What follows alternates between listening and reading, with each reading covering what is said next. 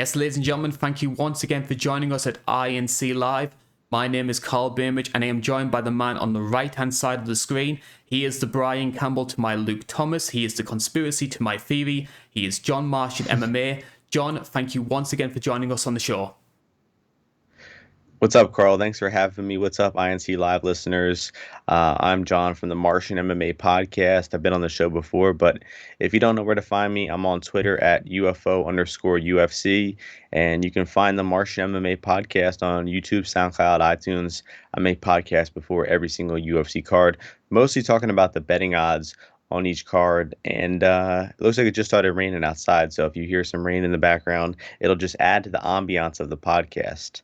Certainly so, and it's a good thing you bring up as well the ambience and the sound as well, because I was looking at our SoundCloud page for like the first time in like 2 years. I had a look at the analytics. We got something like 200, 300 people who listen to the show through SoundCloud and iTunes. So a big thank you to anybody who is audio only, which is probably a blessing considering I am an absolutely ugly son of a gun.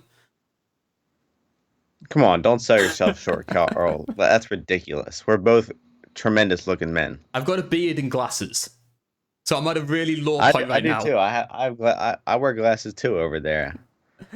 That's like the typical MMA fan look. True. Just some, Well, Helwani as well. Yeah, I don't know if we're both neckbeards. I don't know if we both we're both that tier, but we're the typical. I'd say we're above average, the typical MMA fan in looks, but that's not what we're here to discuss. We're not. Luckily. No. I mean, there's plenty of YouTubers who will talk about male grooming advice. We're here to talk about fights. And we're here specifically to talk about UFC 265, which I think it's safe to say this is a bit of a strange card for us to cover, because on the whole, since the UFC came back from lockdown, the UFC pay-per-views have been, let's be honest, they've been quite frankly absolutely brilliant. And the UFC have gone out their way to make these post-pandemic shows feel really special. So, you look at UFC 261, for example. You had 3 title fights, you had a stacked undercard, the crowd was on fire for it, and a lot of people regard it as probably one of the best UFC pay-per-views the company have done in years. This to me feels like the sort of show they did pre-March 2020. So not necessarily a bad card. I actually think you've got some sneaky good fights here. But for whatever reason, it just doesn't feel special. And I don't know if that's because we lost the core main just a couple of days out from recording this show. I don't know if it's because it's an interim title fight rather than the full thing. Is that fair to say, John? Do you feel the same way? Yeah, that's fair. And one thing I disagree with, it's definitely not Amanda Nunes. The card doesn't feel lackluster because we lost Amanda Nunes. Not many people were looking forward to that fight, but I think the interim title is definitely the reason why. We're not getting too hyped for it. Obviously, Ngannou won the championship and the Undisputed Championship just a few months ago, so it doesn't make much sense that they're doing this interim title. But Derrick Lewis is from Houston. He's the hometown guy. I'm sure there'll still be some fun atmosphere in the crowd that night, especially because the entire arena will probably be booing Gane, and then he will just pick apart Lewis for 25 minutes. So that'll be exciting to watch the crowd. Anticlimactic reaction to that. But I think there are some great fights in this card. The greatest fighter ever, Jose Aldo, is on this card. The second greatest fighter, Bobby Green, is on this card too. So there's some good sneaky matchups in this card, especially the whole main card. I mean, those are all really good fights. So I'm still looking forward to the card regardless, but I definitely agree that it doesn't have that same star power feel that the first few cards did. I would say everything from Green versus Fiziev up to the main card, in my opinion, are great fights. Yep. Yeah, I think they're all B plus, A minus type of fights. They're all really good. Really looking forward to Casey Kenny, Song Yadong, Chiesa, Luque, the one you just said, Fiziev, Green, and Aldo Munhoz. Those are all really amazing fights. So I'm still looking forward to the card, even though it doesn't have the greatest main event. And there are some decent prelims as well. I'm sure we'll glance over them in a little bit here. And we'll discuss those in a lot more detail. For now, though, we're going to be talking about some of the other stories which have been happening in the world of mixed martial arts. Good win for Sean Strickland up against Uriah Hall last night. Bellator as well, probably one of their best shows for a long time, with AJ McKee beating Patricio Pitbull. What I'm going to be talking about, though, is a fight which is going to be taking place in a couple of months' time. The UFC have started putting in the preparations for UFC 268. The rumour is it's going to be November the 6th at Madison Square Garden, and penciled in for the main event is Colby Covington versus Kamaru Usman. Main reason I bring this up is I've noticed a sort of trend when it comes to the UFC this year, and it's sort of like a discussion topic. We might do our own video about this, which is the UFC last year only did 2 rematches in main events or title fights. So it was Max Holloway versus Alexander Volkanovski, as well as DC versus Stipe 3. So those were the only 2 rematches the UFC have done. If you look at main events or title fights from the UFC in 2021, we have already had 5. We've got 2 more penciled in, Colby versus Usman, as well as Aljamain Sterling versus Piotr Jan.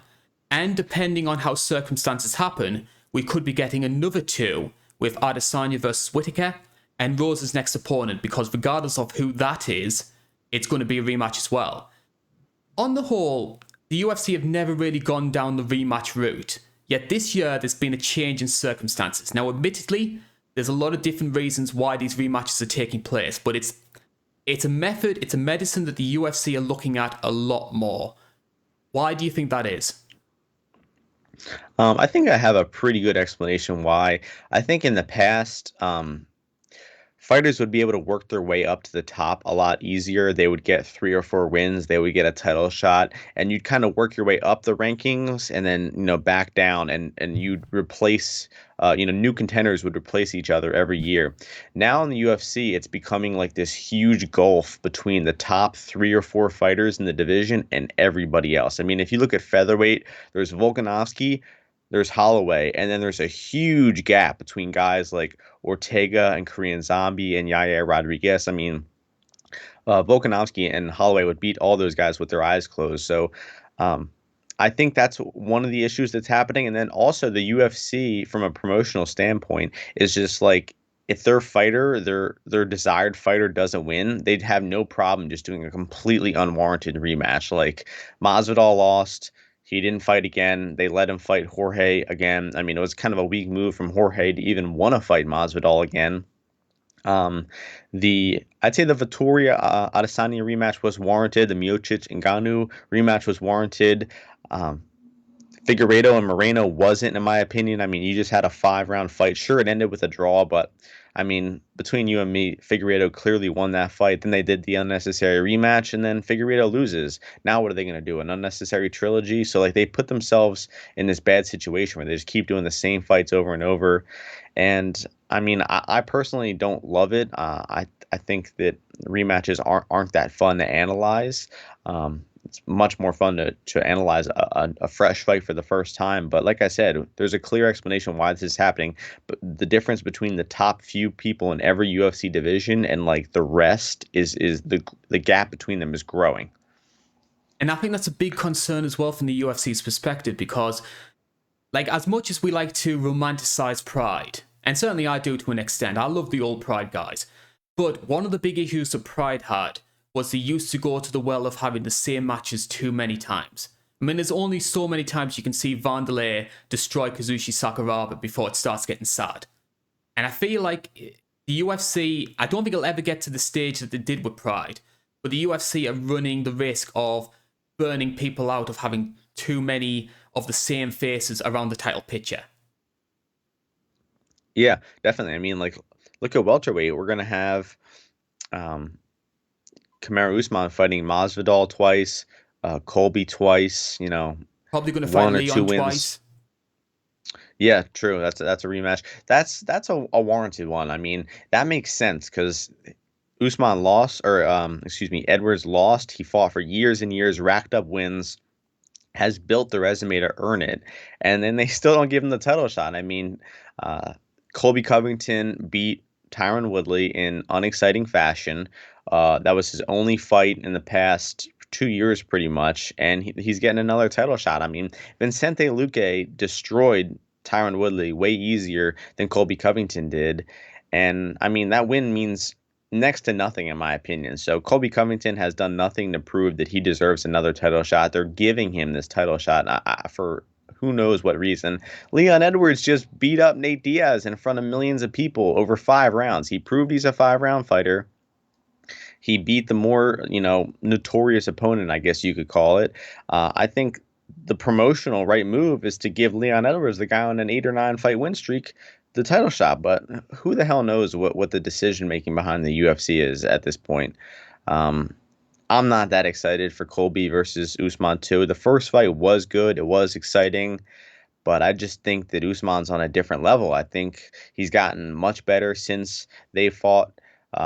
Colby Covington hasn't proved that he got any better. I mean, beating Tyron Woodley does nothing for me in terms of the Usman matchup, especially the way he beat him. So I'm not too excited. I think Usman's going to knock him out probably earlier than he did the first time, probably in the second or third round this time. In my opinion, one of the big reasons why Colby versus Usman is taking place, in my opinion, is the marketing perspective. Because whether you like Colby's shtick or not, it does attract a reaction from both the hardcore fans and the everyday fans. And I think that's what the UFC are capitalizing on. And in terms of marketability, as much as I hate to say this, because Leon Edwards is a Brit, as I am, Leon just doesn't have that same sort of casual pull in the way that Colby does. And I think on the whole, I think that's a big factor in why we're seeing so many rematches, because the guys on the whole who are getting the rematches are your Colby Covingtons, your Francis Ngannou's, your sort of more casual, friendly names. We're even sort of seeing this, we were sort of talking about this before the show when it came to strawweight, where we could very easily see Joanna or Weili getting their rematches against Rose before Karl, because both of them are more casual, friendly fighters, both more marketable names, compared to Karl, who's a bit of a dull wrestler. Yeah, I mean, if they give that title shot to Zhang, I mean, we got a fucking riot against the UFC. We're going to the headquarters with Carla Esparza t-shirts on saying, you fucked up. Because, I mean, how could they give Zhang another title shot? She just got her head kicked off the arena. I think they're still looking for Zhang's head in the arena down in Florida there. No one's been able to find it since Rose punted it across the arena. In what, 90 seconds? Why would you do a rematch? Chinese market. She had one title. Chinese money. That's bullshit. There's no Chinese market. There's no Colby Covington fans. I don't buy any of this. I think that the UFC has virtually no idea what they're doing with choosing these fights and choosing the promotional side, as you call it. I mean, I think a lot of the influence is WME, Hunter Campbell coming in and trying to take some new approach to this business. But we're getting further and further away from the sport of MMA, where you can actually deserve a title shot and get a title shot, and we're just going down the boxing route of doing the promotional right thing. But yeah, I don't like it. And on that cheery note, we get on to UFC 265. Now, we mentioned before we would be discussing some of the prelim fights. You can see those prelims on our screen right now. We sort of hinted on this when we were talking about it in our initial introduction, but is there any fight on the prelims that takes your fancy? A lot of lesser known fighters. I think, like, I'm looking at it right now, maybe 10 of these fighters have less than like 3 or 4 UFC fights. So a lot of guys that will probably fly under the radar. Miles Johns versus Anderson Dos Santos is a fight that was supposed to happen a few weeks ago. I'm looking forward to that one. Ed Herman, one of the veterans of the game. I honestly love Ed Herman, and I would die on this hill that Ed Herman had the greatest comeback in UFC history versus Mike Rodriguez in his last fight. So that'd be fun. And Carolina's come back. She hasn't fought in a while. Kovacevic is coming back. What about you? You excited for any prelim fights? I wouldn't say I'm excited for Carolina versus Penne, but I'm more intrigued because people forget this. Obviously, bearing in mind it was a long time ago, but both Jessica Penne and Carolina have both fought for the strawweight title. They both fought against Joanna, both came up short. And for me, it's sort of symbolic of how far the strawweight division has progressed. That we have two girls who, back in their primes, were very capable, strong fighters, obviously seen in a high enough regard to get that title fight. And now they're both unranked, and a lot of people believe that the loser of this fight is going to retire, maybe even the winner. So, again, it's not a fight that I think is going to be a good fight, but again, it's a testimony to how far strawweight's come. And personally, I think the bookmakers have Carolina as the favourite for this one. I'm going to go with Penne. I think I saw just enough fire from Penne in a comeback fight to think that she wants this a little bit more than what Carolina does. Yeah, I agree with that. That's a good assessment of the entire fight, honestly. But the best fight on the prelims, everybody knows it. Rafael Fiziev versus Bobby Green. Crazy lightweight matchup. You got the power striking, the speed of Fiziev versus the veteran Bobby Green, who is really underrated everywhere. I mean, the guy is a fantastic striker, wrestler, defensive grappler. I mean, Bobby Green, the only thing he doesn't do well is like initiative and aggression. Bobby Green really loves the anticipation of a split decision, so he tries to make his fights as close as possible to get that split decision. But it's still a great matchup. I mean, Fiziev's a 3-1 favorite, but that line is off. The fight is going to be closer than that, and I think Bobby Green's going to give him a pretty tough time. You have an idea of how that fight's going to go, Karl? I think Bobby Green's been one of the sort of overlooked feel-good stories of sort of like the lockdown era, because there was once upon a time he was fighting like pretty much once every 2 or 3 months, and he was having some pretty good fights. I seem to remember he beat Clay Guida. Am I remembering that right? Yeah. So yeah, Let's see. Yeah, he was 3-0 in the pandemic. He did lose a close decision to Thiago Moises before that. Which is no shame as well, because I personally thought the Green beat Moises. So he sort of... Yeah, I did at the time. So I don't think Bobby Green's ever going to be ranked or anything like that, but he's just sort of been one of those sort of like great feel-good stories of, say, the past 12, 15 months. So I am intrigued to see how he would do against Fiziev, but I saw how well Fiziev did up against Moicano, who was a guy I rate very, very highly. And I think that if he's making such easy work on Moicano, he can easily get past Bobby Green. True.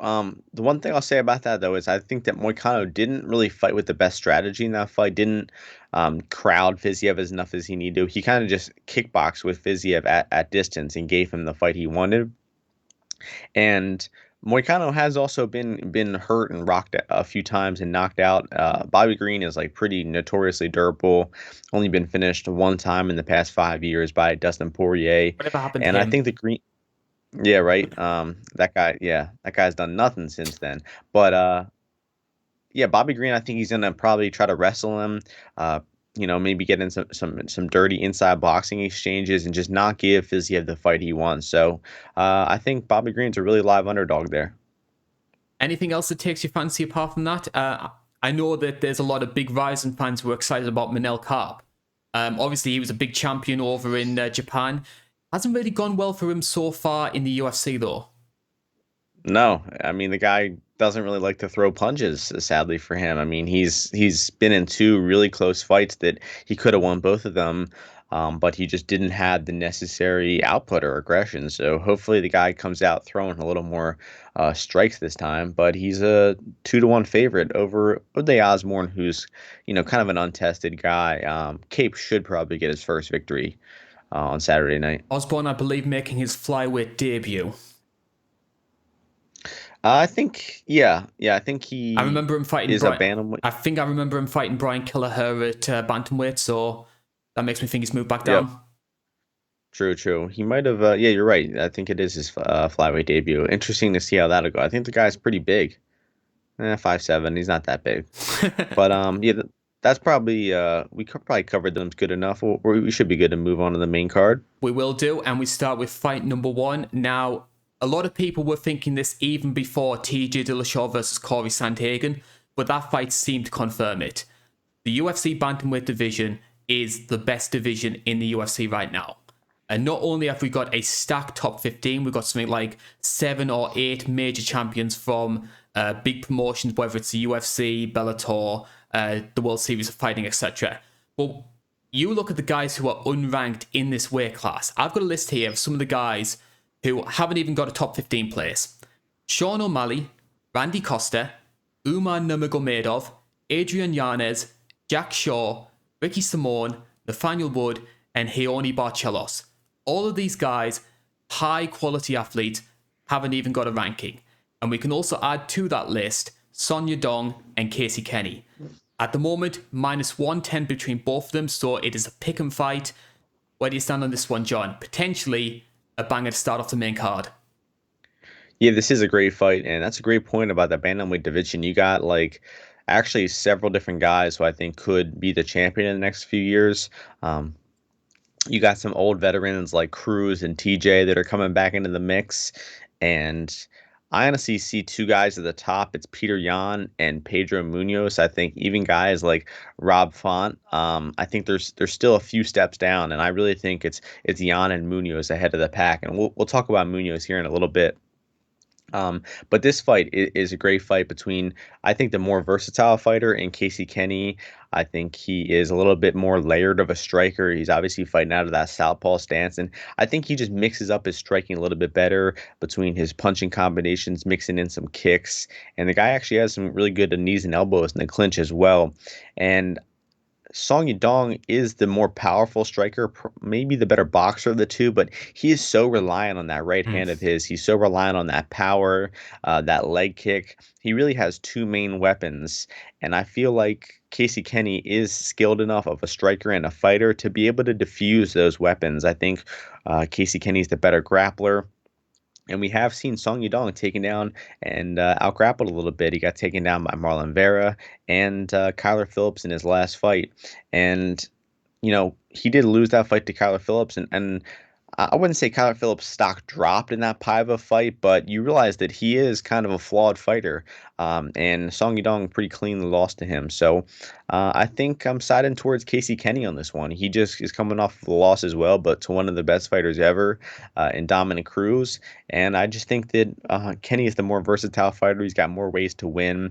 And Song Yadong's a little too reliant on that right hand of his. So I see Casey Kenny winning a decision here. What about you, Karl? I'm leaning the same way as you do. I think it's an interesting situation with Casey Kenny, though, because I think if there's a sort of a period of time that I think sums up Casey Kenny, I know he appeared on Dana White's Contender Series. He won his fight by unanimous decision.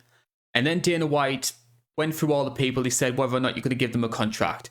And he just basically said, you're not exciting enough at this moment of time to get the contract. He had to become a two-way champion in LFA and then take the Ray Borg fight on short notice to get that opportunity in the UFC. Since then, he's gone 5-2 with the promotion. His only losses are Dominic Cruz and Merab Dvalishvili. So no shame in losing to either of them two. And his notable wins, Nathaniel Wood, Louis Smolka, and Ray Borg, as I mentioned. So, in my opinion, he has a better portfolio of wins than what Song does.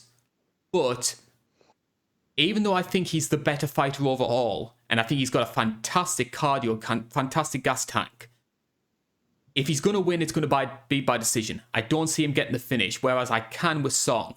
It's just whether or not Song can connect with that perfect punch to do that. And I don't think he's going to be able to, considering how durable Casey is. Yep, I see that completely. I think the only way Casey will finish is probably a submission. Song is pretty durable, but even that doesn't seem too likely to me. I think Casey would probably have to hurt him and then latch on a submission. But you're right. If it goes to the scorecards, it definitely favors Kenny. If it goes ends inside the distance, it probably is a Song knockout. But I think if you like Song, just probably bet him by knockout instead of by money line. And Kenny is the money line side here, in my opinion. I think there's two big concerns I have with Song Yadong. The first one is, you sort of mentioned it before, it's an over-reliance on that power right hand. And I think he sort of suffers from the same issues I feel that Superboy Choi does. Whereas, technically, I think he's very, very good, but sometimes he waits a bit too much to try and land that perfect punch. If he connects with it, you're going down. It's just, I don't think he is as efficient as he needs to be with that strike. And also as well, I do have some issues over his conditioning, and as you mentioned, his grappling, because the fight that really scared me with Song was the Cody Stamann fight. Because Stamann took him down and he had no answer. Yeah, that was a wacky decision. I actually completely forgot about that one, but yeah, Stamann did out wrestle him and keep him down for like 5 minutes there. Did Stamann have like a point deduction there? It was something weird where somehow that was a draw, even though it should have been a clear Stamann win. Yeah, I think it was a fence grab. Really? I think so. That was a wacky result. I did forget about that one. But yeah, it looks like we're agreeing here. We're both picking Casey Kenny decision, right? I personally am. I'm going to go with a Casey Kenny decision, but I do think if it finishes inside the distance, I'm favouring Song. What is Yep. interesting to say, though, is you know me, I like my facts and stats. Chinese fighters this year in 2021 haven't had a good year so far. I think we've only had like 2 Chinese fighters win out of 12 or I 13. think it's 2-10-1 or something like that. There might be one draw or no contest in there. Yeah, but I think let's see who the I don't think we have to try to memorize or I know remember Leach who they won, were. It was because Leach... Sumadarji and Li Jingliang are the ones to win, and everybody else lost. Coincidence? What do you think it is? Do you think the UFC may be trying to push the Chinese fighters a bit too hard? I don't know. I don't know if I'm saying anything too, controversial here, but I just don't think they're really training that high quality MMA down in China. I don't think the regional promotions are very good, and we see a lot of like 4-0, 5-0, 6-0 fighters coming into the UFC from China, and then they lose. I mean that UFC 261 card, Chinese fighters went 0-4, I think. So. We did have a few Chinese fighters get their fights canceled recently, Hu Yaodong and Wu Yanan in the last card. So Yeah, you can blame kind Nico of tough Montano breaks for for that them there. one. Yeah, totally. Worst champ ever. Shout out INC. Yeah, that video got a massive spike in popularity after Nico missed a weight cut. Like we went up by about like 500 views, something like that, in like an hour. Yeah, you're gonna have to send those monetization checks to Nico Montano. Yeah, and I just want to stress as well that the whole comment about Chinese fighters wasn't any sort of offensive comment. It's just, I remember when Conor burst on the scene and he made the whole deal about Ireland taking over, and the UFC started signing every single Irish fighter they could. And let's be honest, I mean, outside of maybe Joe Duffy, none of them really were UFC worthy, in my opinion. And I just feel that's the similar situation that we've had with some of the Chinese fighters coming into the UFC right now, trying to cash in on like Wei Li's booming popularity. Yeah, well, I mean, Li Jingliang was he the first Chinese UFC fighter? I think there was someone And just before him, but Leach was the first one to really make it successful. Well, yeah, he's been in the UFC for like 7 or 8 years, and there hasn't been that boom where you're talking about. I mean, he probably is the most popular Chinese UFC fighter, and he is like fringe top 15, top 10. He is a solid fighter, but there is no, cavalry coming behind him. It's not happening.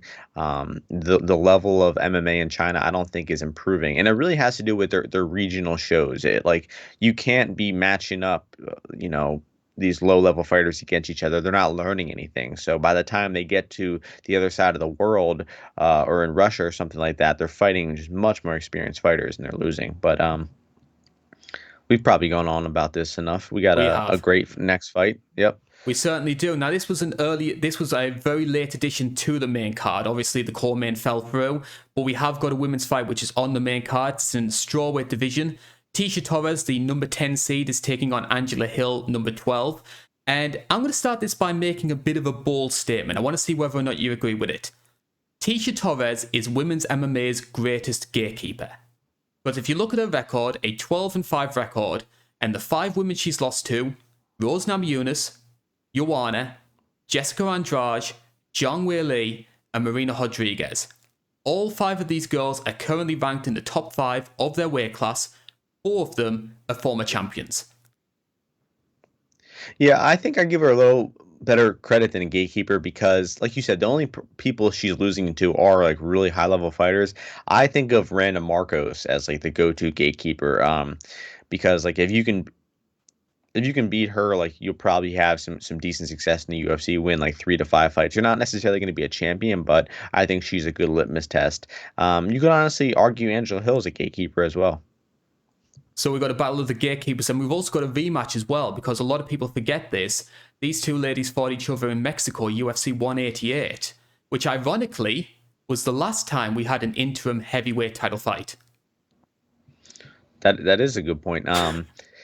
Wait, no, no, it wasn't. UFC 180 was the interim title. Oh, of course. 188 was when That it was they the actually reunion fight, unified wasn't it. it, for Doom versus Kane? Sorry about that. I've been Yeah. dead wronged. See, you don't know shit, Carl. I had to correct you.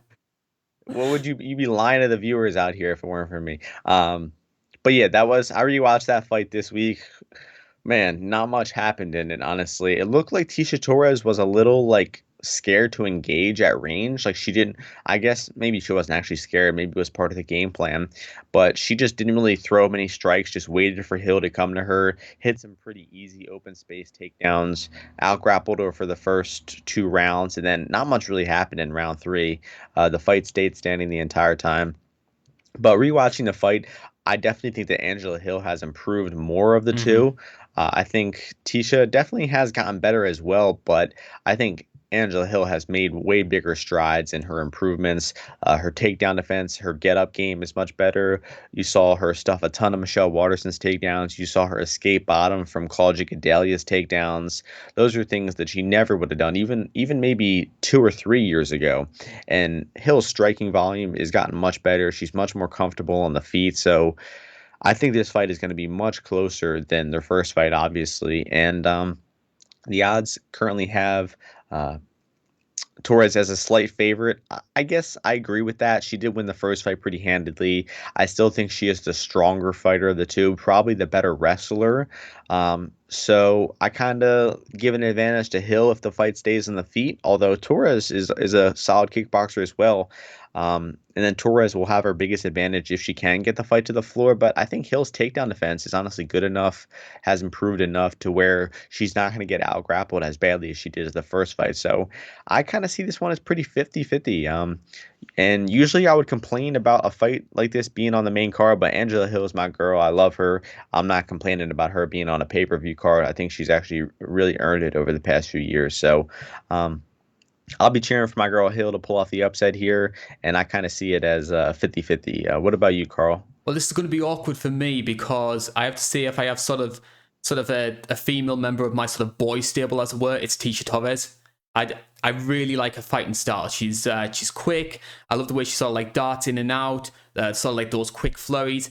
She doesn't have much power, and I think that's a given at this day and age. She's never gonna one punch knock out anyone on the feet. She's just not that kind of fighter.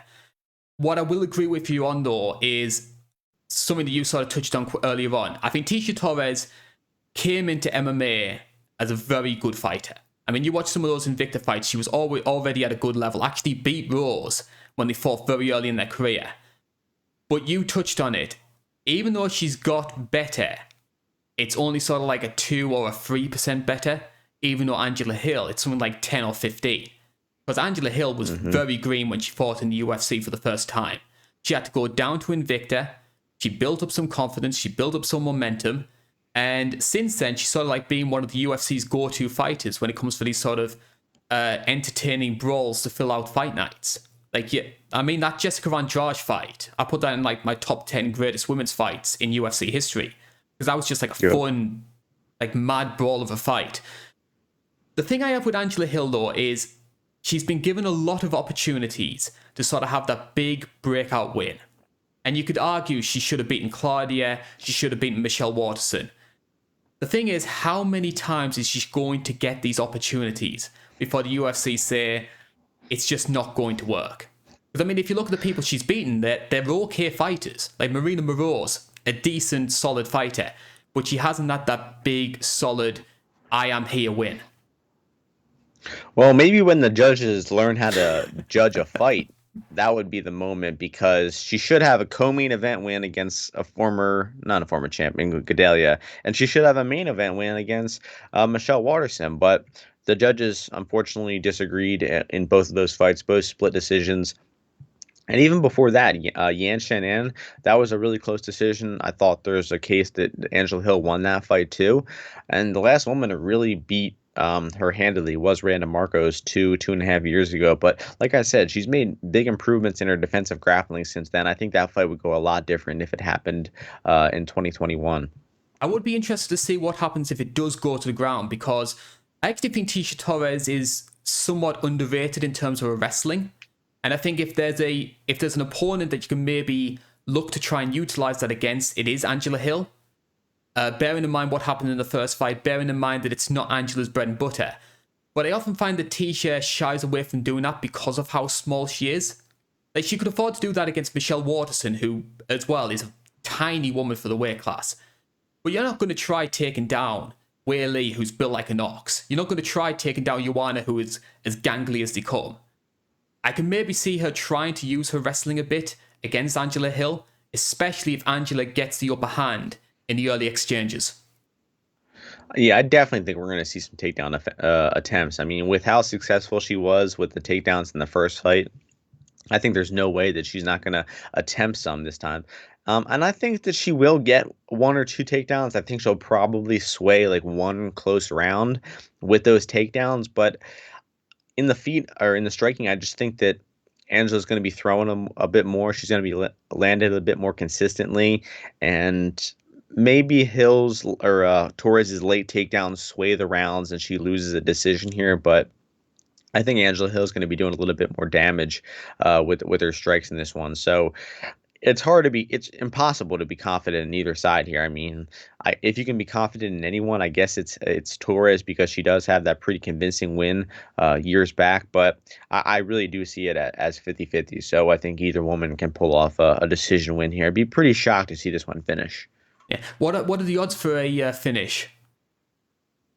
I don't know if they're out yet. Actually, yeah, they are. Let's see.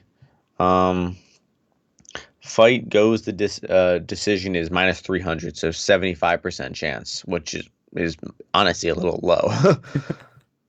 It should be like 85. Because Tecia Torres only has 2 finishes in her career, and one of those was a doctor stoppage. So her only proper finish was, I think, Juliana Lima, and I think she got that on one of the Ultimate Fighter finales.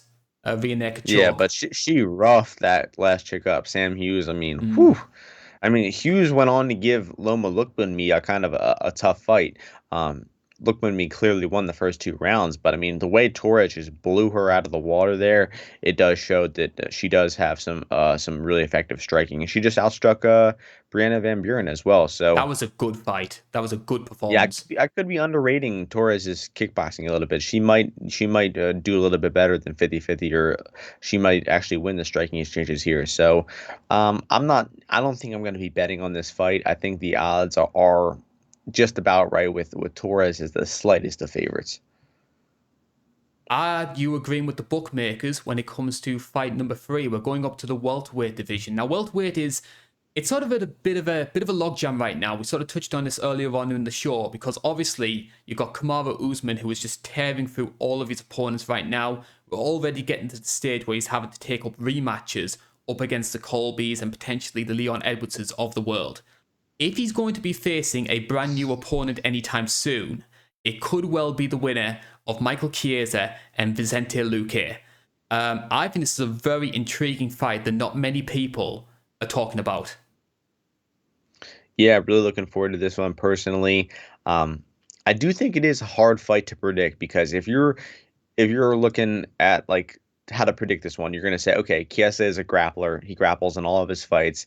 Let's look at who the last grappler Vicente Luque fought was. And you can go down that list and you don't really find many grapplers. I mean, the last guy who really attempted to take him down was Derrick Krantz. He did get some brief takedowns there, but Krantz is a low-level opponent. He got knocked out quickly. The last opponent who successfully outgrappled Vicente Luque was Leon Edwards way back in 2017.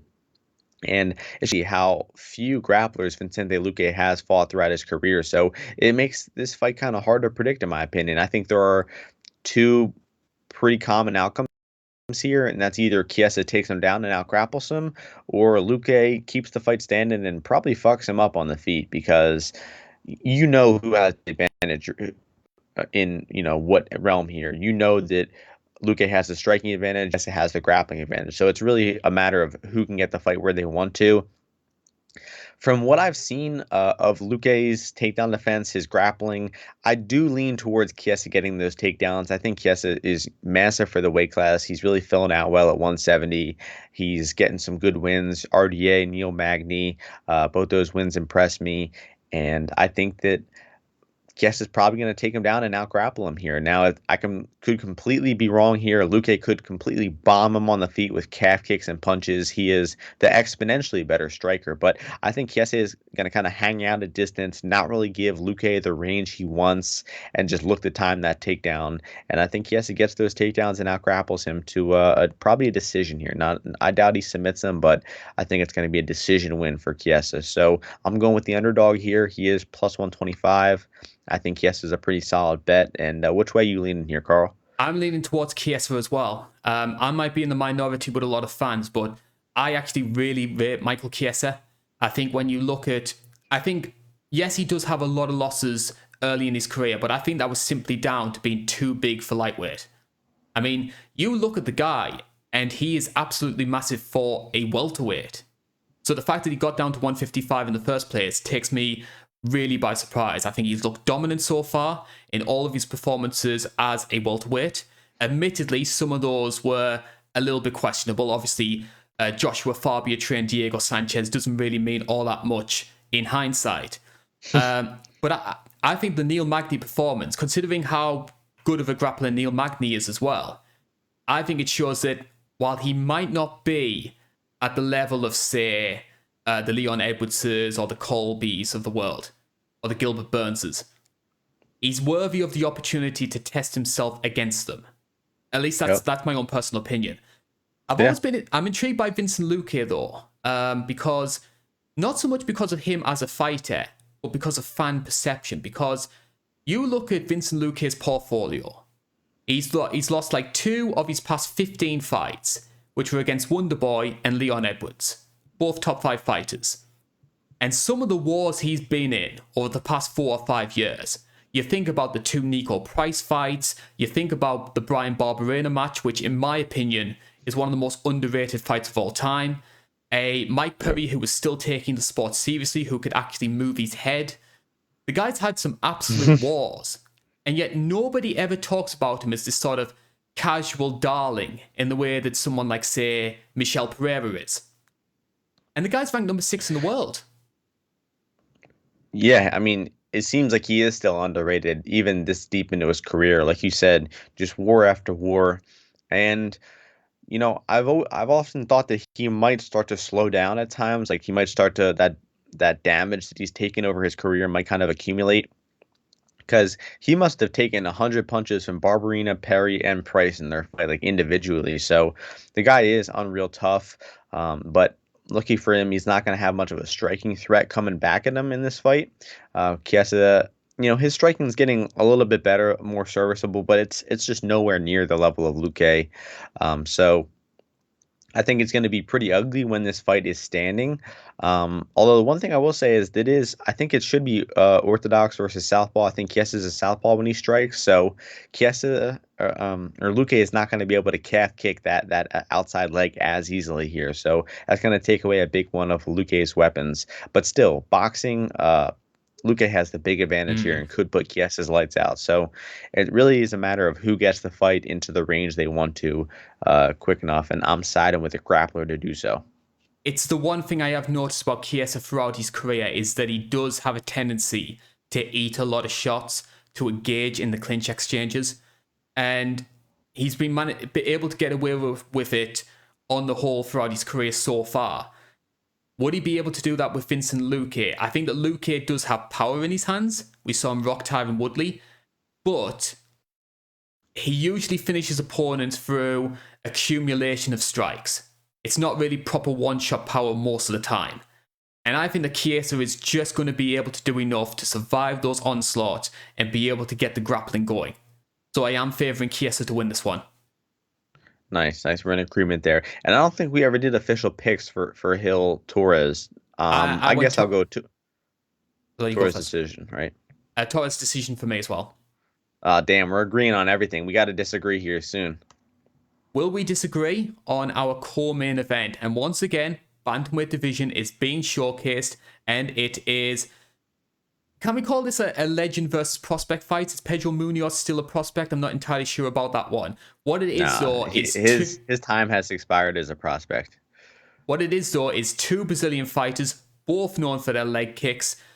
Potentially, it could be a fight of the night. It is Jose Aldo, who has almost reinvented himself down a bantamweight up against Pedro Munhoz. Safe to say, John, this could be a belter. Yeah, I mean, this is an amazing fight. I'm very lucky or very fortunate that this is only 3 rounds, because I think a 5-round fight would really favor Pedro Munhoz.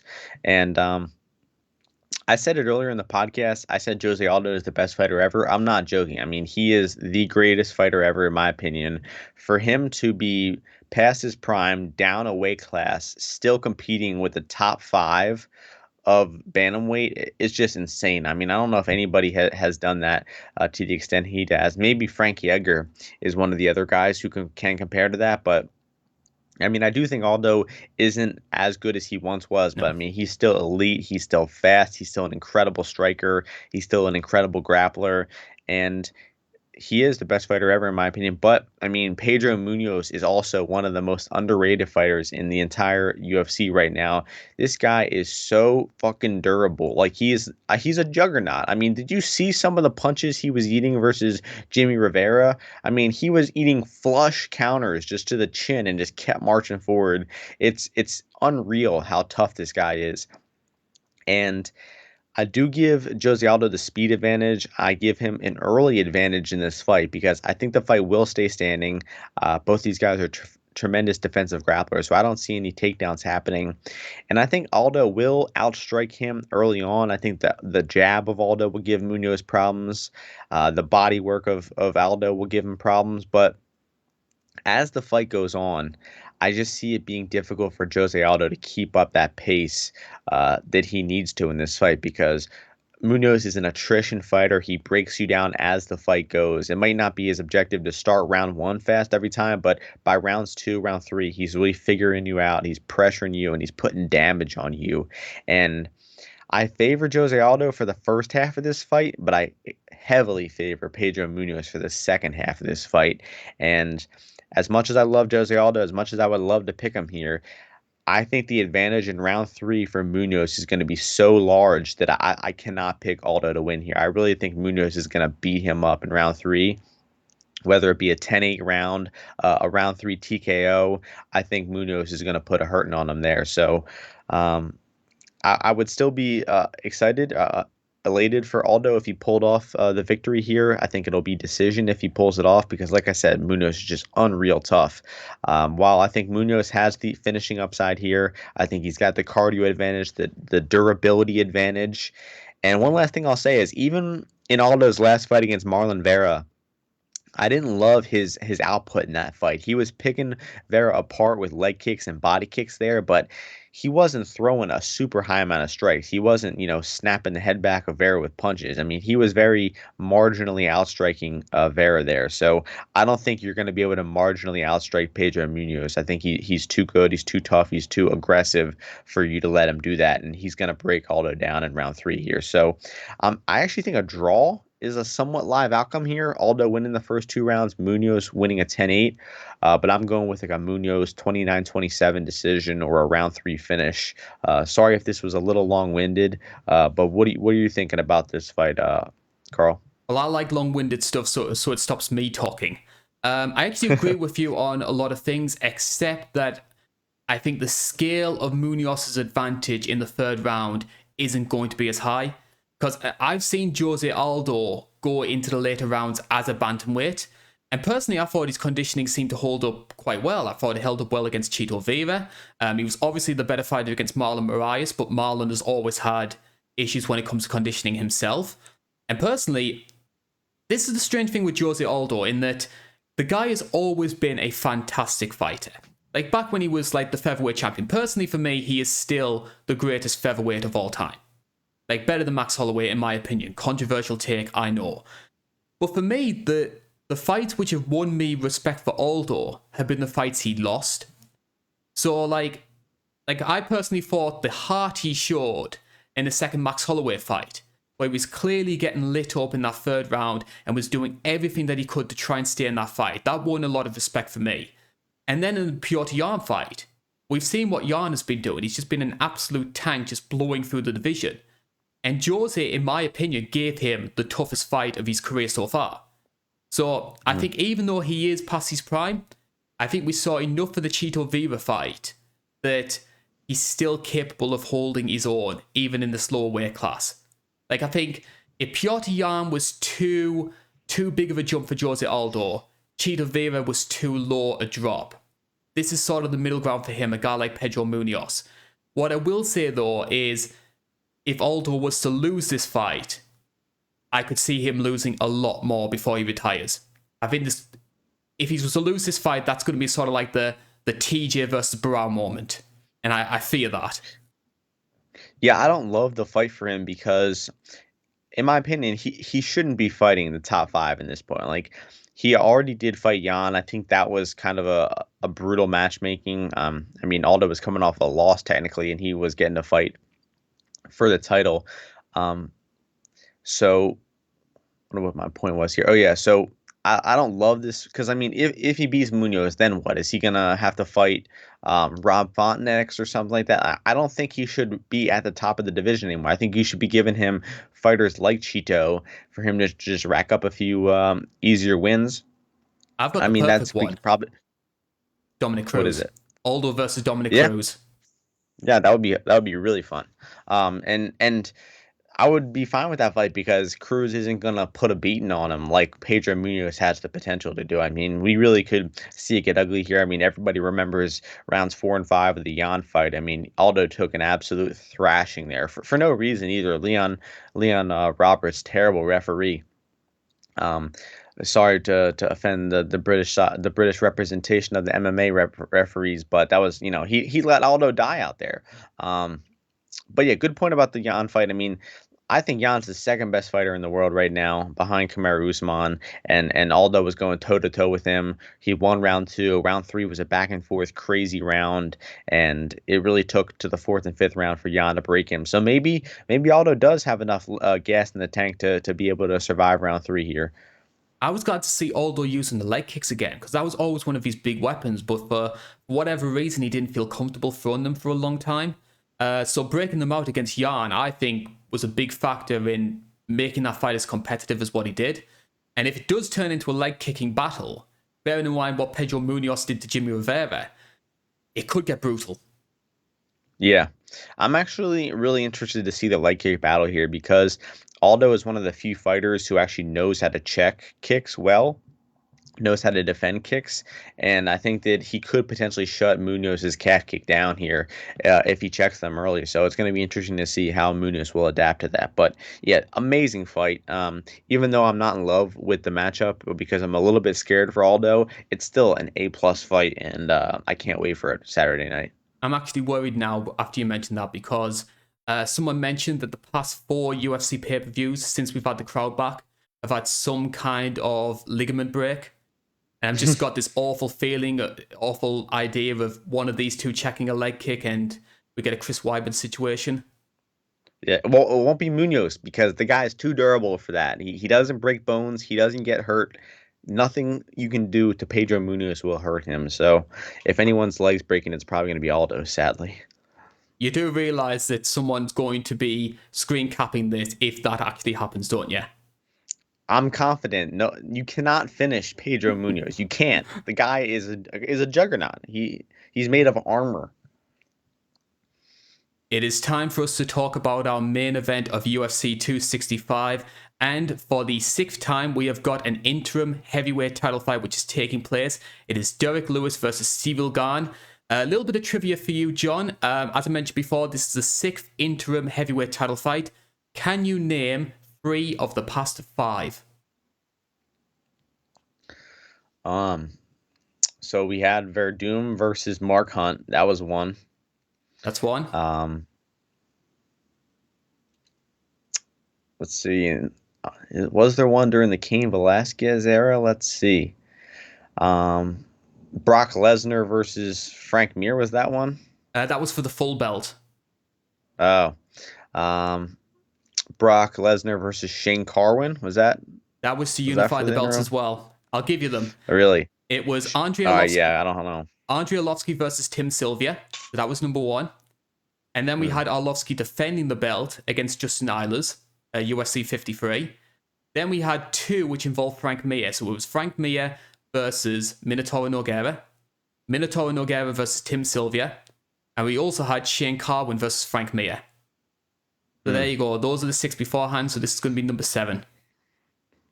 Yeah, this is better than those fights, honestly. Those are all pretty weak sounding fights, to be honest. Well, Mir versus Nogueira was fine, but Tim Sylvia fights, sheesh, that was a long time ago.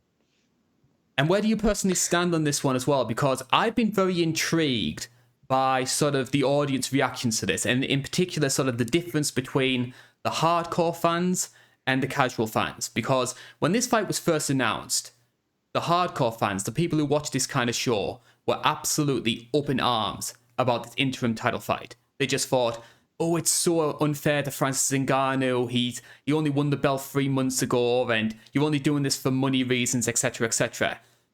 The feeling from the casuals is, I wouldn't say they hate the fight, they just don't really understand why it's happening. Yeah, I'm kind of indifferent to it, honestly. I like the quick turnaround for Gane. I understand putting the town guy in front of the hometown crowd. And is Lewis on a win streak? I mean, obviously he knocked out Winning Blades. streak. I mean, yeah, true. I mean, you kind of, I think he has kind of deserved a chance like this, even though some of those decisions were pretty iffy. The Blagoy and the Latifi fights were both like really close decisions. But fans like Derrick Lewis. I mean, he is a very likable guy. Not the greatest fighter, but how about you start with how you think the fight's going to go down, Karl? How do you see this one playing out? Well, first off, I'd start by saying that I actually think that Derrick Lewis is actually a lot more technical than people think he is.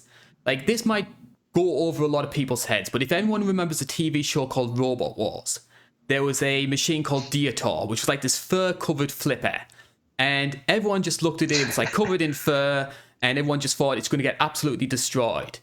And yet, Dietor was one of the most underrated machines, like really powerful. But because it looked the way it did, no one took it seriously. Derrick Lewis is a lot like Dietor.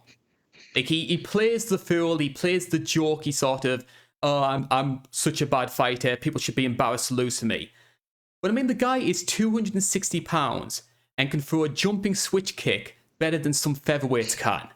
So I think he's a lot more technical than people give him credit for. And I think, because if you look at, especially the Curtis Blade fight, I think is a good example of it. Now, you might say what you will about the way that Curtis Blade sets up his takedown attempts, but he knew exactly what Curtis Blade was going to do and landed that uppercut right on the nose to get that win. That isn't luck.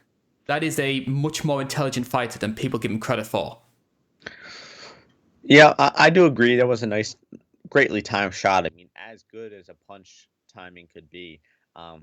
But, you saw Blade is like, you saw him hesitating. Like, you knew it was coming. Like, you go back and rewatch it, you can see the shot coming like 10, 15 seconds before he actually finally shoots that takedown. So it was very well timed. But the difference I see in this fight is that Ciryl Gane is just so much more athletic, so much of a higher level striker. He doesn't really ever lean his head in like that. I mean, he stays vertical, he stays long, he never really gets himself out of range, he never puts himself in the pocket where he shouldn't be. So that was a great shot. I mean, he definitely hit his win condition there. He needed a one-punch knockout to beat Blades, and that's what he got. And I think he needs a one-punch knockout here to beat Ciryl Gane. The only issue for him is he's fighting an exponentially better striker than Curtis Blades was. And rewatching that Blades fight, I was actually shocked to see that Blades was the one outstriking him very, very cleanly in the first few minutes of that fight. I do slightly remember that happening. I remember Blades winning round 1. I just don't remember Lewis looking that bad. I mean, like, he was getting hit and he was covering up like he doesn't typically do. He was getting leg kicked really easily. I mean, his legs are so kickable. I mean, he never thinks about checking a kick. So, I think that Ciryl Gane's really just going to pick him apart. I don't see much of a path to victory for Lewis outside of that, Hail Mary knockout. But even that, he's fighting such an athletic, such a great striker, the better fighter. I mean, Ciryl Gane has really leveled up in his time in the UFC. Uh, I think Volkov is a better striker than Lewis, and Gane just picked apart Volkov, diffused him completely. Rosenstrike might be a better striker than Derrick Lewis. And again, same story. Gane picked him apart, demolished him over 5 rounds. So I think the speed, the athleticism, the footwork, the striking output, the leg kicks, the jab, I mean, everything is going to be too much for Derrick Lewis here. He's pretty much drawn dead. I think he's going to need a knockout in the first 2 rounds or he's not winning at all. So the odds have Gane at minus 350. That's like 77%. I think it's more like 85, honestly. So I don't give Lewis much of a chance here. But then again, it wouldn't be that mad if he pulled off the crazy upset. I mean, to pull off a knockout like this in front of his hometown crowd on pay-per-view, it would be an incredible moment. I just don't think it's happening. What about you, Karl? Well, it's interesting that you mentioned that because we run the opinion polls on the main channel and I asked people for who they thought was going to win this one. They've actually got Derrick Lewis. They actually think Derrick Lewis is going to win this one at the moment, 60-40, which took me by surprise because I'm in a similar boat to you. I think that technically Sievelgarn is the far superior striker. And I know a lot of people have mentioned before what happens if Derrick does land that big one punch.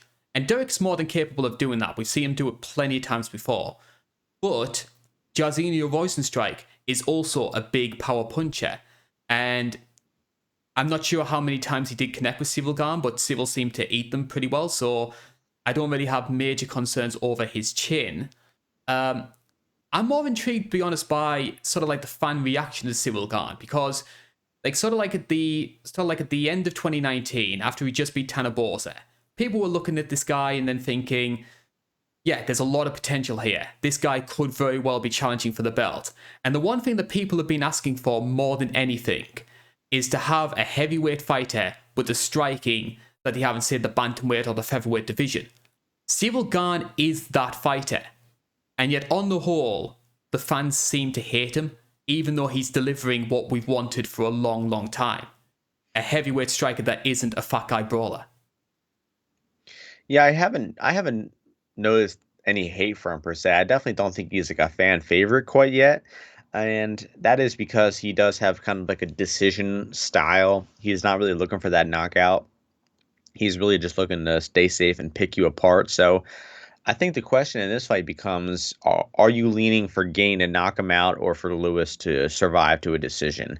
And initially, when the fight was first announced, I was kind of leaning towards decision just because Ciryl Gane never really chases that finish. He's content to stay in the same gear he's in. Like if he's winning, he's outstriking you in whatever gear he's in. He's not going to really tune it up and go harder at you because he knows he's already winning. He doesn't really like to take many risks as a fighter. So I was kind of leaning decision when the fight was first announced, but after watching how badly Lewis looked in the striking versus Blades, I feel like Gane could get him out of there from accumulated damage. So what are you thinking?